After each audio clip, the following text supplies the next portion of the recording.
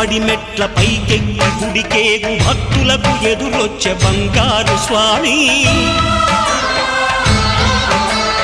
ఇరుముడులు స్పృశించి శుభమును దీవించి జన బృందముల చేరే జగమేలు స్వామి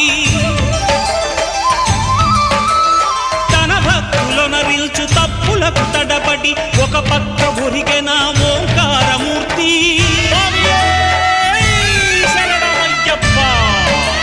స్వాములందరూ తనకు సాయము కాగా ధీమంతుడై లేచే ఆ కన్య స్వామి